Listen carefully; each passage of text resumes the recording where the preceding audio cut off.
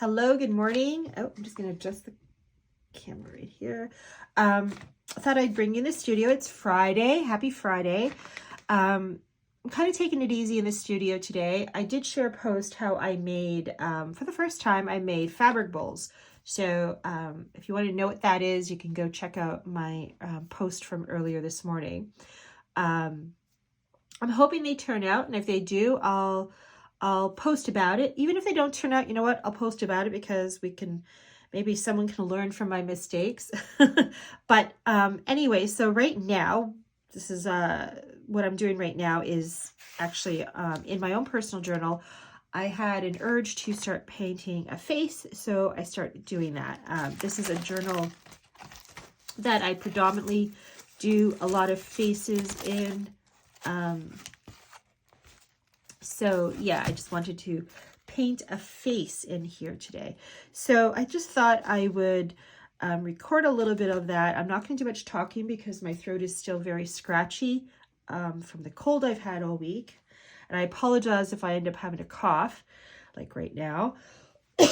Excuse me. I wanted to talk about some of the colors I use to get the skin tones for my faces. One of which is white. White is always on hand. Another color I use is raw sienna. Now the brand I use is Rio Tech, but you can certainly use other brands. I actually have also used sometimes yellow ochre, though it gives a little bit more of a yellow tinge to it, but I will sometimes bring that in. But predominantly I use raw sienna as the foundation for skin tones, mixing that with white. Not too much white because I don't like a light skin personally. For shading, I actually stick with a couple of colors, the main one being burnt umber. So it looks like that. So I do work a lot with burnt umber with regards to shading in all the areas that we need shading. And another color that I use sometimes and I bring it in is raw umber. Okay, so this is the burnt umber, and then there's raw umber, which I sometimes also use for shading. So I just thought I would have you in the studio with me as I work on more on this face. And my process, and everybody's different, but my process is I lightly sketch in the face, excuse me, and just so I know, okay, where's the eyes, where's the nose, where's the lips. And then, so it's basically knowing the placement of the facial features. And then I start adding layer after layer. So it's a lot of adding, a lot of subtracting, and a lot of paint layers going into it. So that's kind of what I'm doing right now. And because I'm working in my journal, the process of this sometimes is a little different than when I'm, for example, working on canvas. With canvas, it's a little bit easier because the canvas is obviously made and ready for painting, but to accept acrylic paint. But and if you've seen a post, I had shared a video yesterday. Actually, I think I did that on YouTube. But anyway, I did post a video, I think, on YouTube of my process of how I prepped this page so that I could add the heavy body acrylics to it. So as you can see here, I've already done some shading just to start getting it in there. And then I kind of go over with the raw sienna. Then I just dab my brush on the white and I bring that in. Again, this is to bring in the highlights and also to tone down the skin tone because I don't want just this flat color of raw sienna.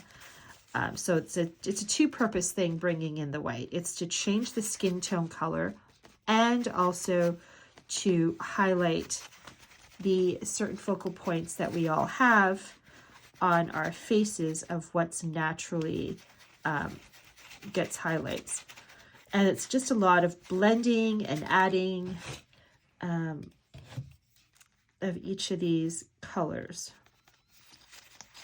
So I'm actually going to just stop talking at this point and just have you watch me paint if you like that sort of thing. I know I do when I'm following fellow artists. Now see, I added a little bit too much, so that's fine. I just add a bit more to my brush, and there we go, it's gone. Okay, so I'm going to stop talking like I've said already a few times, and just paint.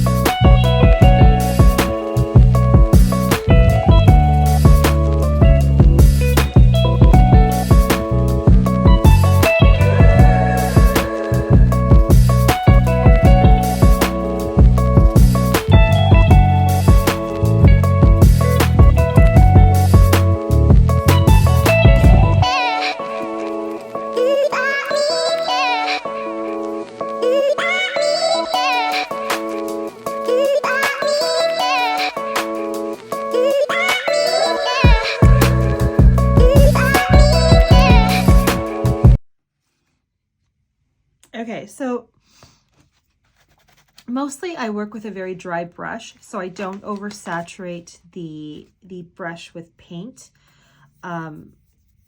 Again, when I'm talking about what I do, these are strictly things that I do. This is not saying that every artist works the same way. So what I do is what's worked for me all these years. So I'm just sharing my own personal way of doing this. Excuse me. So like I was saying, I usually mostly work with a dry brush and just adding a little bit at a time and getting things in there. And like I said, a lot of blending in and adding all the layers, because it's all these layers of paint that start to add depth to the face. And slowly, as you keep doing this with each layer, the face really starts to take definition and starts to emerge, which I absolutely love this. It's like magic. That's why I say it. I think I even have it on my website, on the front page, the main page. I say art is magic, because to me it is. It's going from these tubs of paint to something like this. And I just think I love it. It's fascinating. It's magical, and I love it. And I find this so healing. It's so peaceful. It's so calming. Sometimes I'll have music on in my studio when I'm painting. Actually, a lot of the times I do, but obviously not when I'm recording, because that would be in competition with my voice. But I like doing faces. I've actually been doing faces for years, during the entire time I've been painting. And the reason I love doing faces, and I'm always drawn back to doing faces, is because I'm always amazed at what shows up on the canvas. I never start out with a specific idea of how I want the face to look like, or, you know, what kind of thing I'm doing. I never know what's going to show up. So however way, and it's always a female face. So whatever female face shows up, I'm always surprised. You know, I'm always surprised at what shows up on my page or on my canvas, and I love that. I love to see who's going to appear for me. So, and I find just so magical. Like, these are some of the ones that have appeared on this particular art journal. That's just some writing, but like this, like there's just so much, you know, character, and I don't know, I get drawn into faces. When I see a painting of a face, I get drawn into it. And, you know, what is she telling me? What is she like? What's her personality? What message does she have? And I love that. I love looking through even my own art journals. I love looking through them and seeing the faces that have come up and, you know, being drawn back in. It's like visiting them again, because you're visiting them. That's how I see it. I'm visiting with them, and I spend a lot of time with a particular face when I'm working on it. And it doesn't matter if it's in my art journal or on canvas. And, you know, it's always sad when a painting ends. because it's like my time with her is over. But in a case of, you know, an art journal, when I go back and I can revisit, then it's like, you know, coming back and visiting an old friend, a friend that I enjoyed spending time with, and,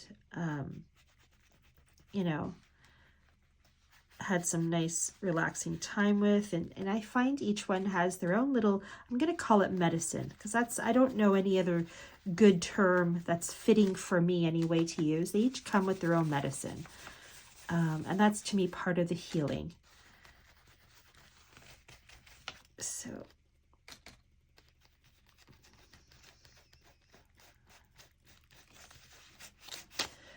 as you can see, even just from this little bit of time that I've been recording here, the face has slowly started to have more depth, and more shape coming into form here. Obviously, with the shading that's done here, she's starting to develop bit by bit. The cheekbones are coming in, and I'm just going to keep working on that and kind of going from there. Dab a little of that off. I use a light hand and just create some shading, some shadows. Get a little bit more of that paint on there. And as she slowly starts to come together, I also start to think about, okay, where's a light source coming from? Is she got a light source facing directly on her? Is it coming from one side? So I do start to think of things like that. So that may come into play as to, does one side more in shadow than the other side? Do I want to highlight that side more? So I do think of things like that. Oops, sorry, I hit the paintbrush handle is knocking into my camera, which is literally 12 inches above me, above my painting here.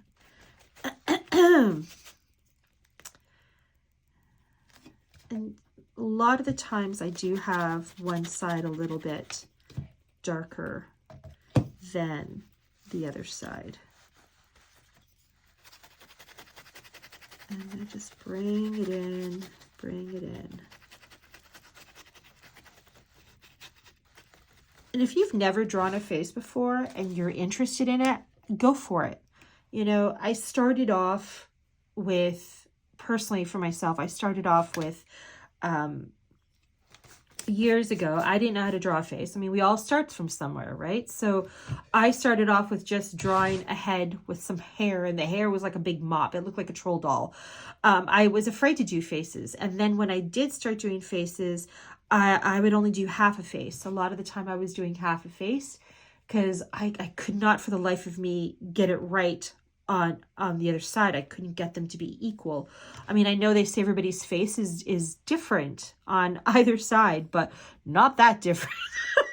It was pretty bad. So I, you know, was intimidated by that too, just doing the whole face.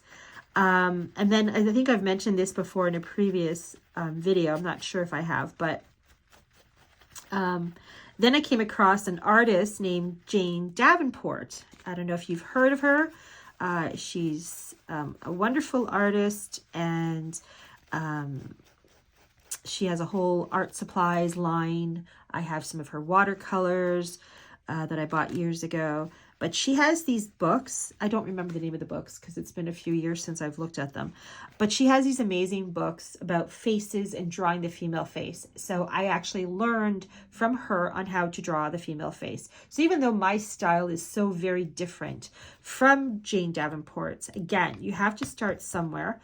And for me, it was a jumping off point, right? So from her, I learned about the drawing the female face. She loves to draw female figures and female faces, and I, you know, that's got me started on it as well.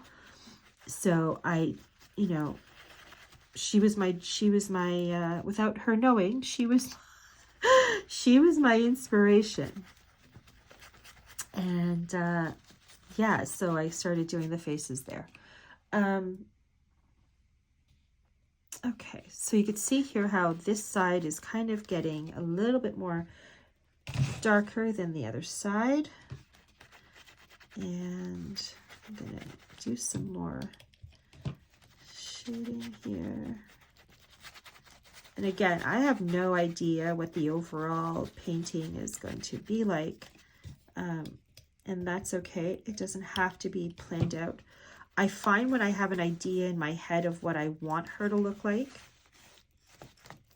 I get more frustrated, and because it never matches what's in my head.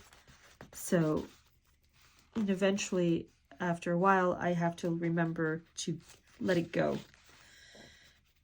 To let it go, to trust the process, and to just trust the face that's showing up, and that she will tell me where she wants to go. So I just allow the painting to speak to me. Okay. So I think I'm going to stop there, excuse me, because we are running into just over 17 minutes. So I'm going to stop here. I hope you found this, I don't know, fun to watch. But thank you either way for joining me in the studio today. And I hope you have a fantastic weekend. Take care.